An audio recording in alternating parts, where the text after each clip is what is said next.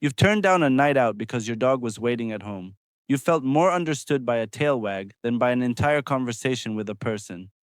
This video is about the psychology behind why some people truly love their dogs. Some people can name the exact day their dog changed something in them and still not know how to explain it. And the reason this bond can feel so different goes deeper than companionship. Let's unpack the psychology underneath that depth. By the end of this video, you'll understand the real reasons behind that bond much more clearly. Think about how much of a normal day gets spent decoding other people. You reread a text twice just to figure out if fine actually means fine. A pause in a conversation gets replayed in your head later, and you're still not sure what it meant. Small talk at work works the same way.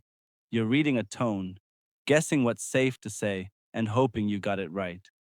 That's a lot of extra effort just to get through an ordinary conversation. Unconditional love is the obvious answer for why dogs feel different, and it's real. But there's a deeper reason too. With a dog, you don't have to translate yourself before anyone gets to see you. No performance required. With people, a lot stays hidden under the surface. Tone, history, what someone actually meant versus what they said out loud. A dog can be complicated too in its own way, anxious one day, stubborn the next. But it's rarely ambiguous the way people are. A loose body tells you something real, so does a stiff one.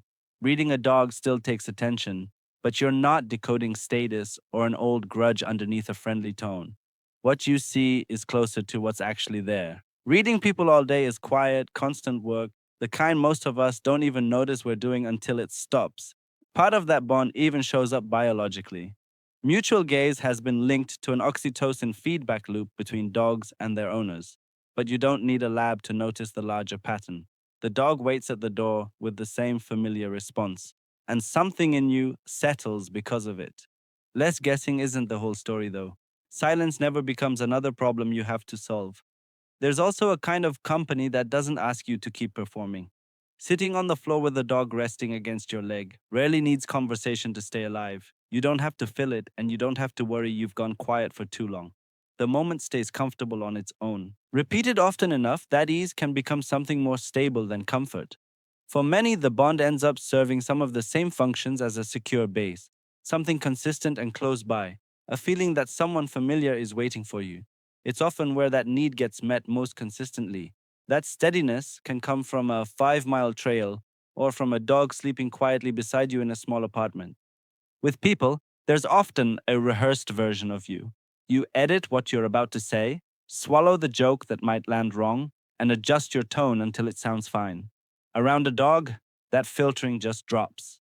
The ridiculous voice comes out.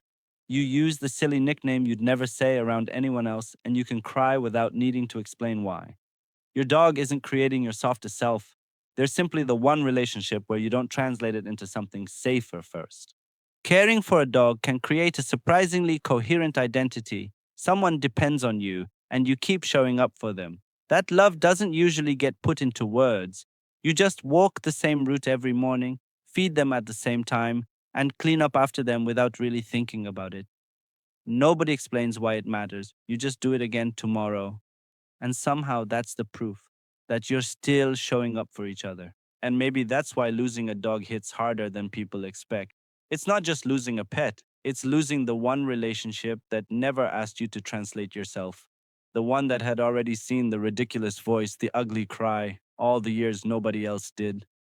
The depth of the bond has less to do with how much a dog understands and more to do with how little around them you ever have to explain.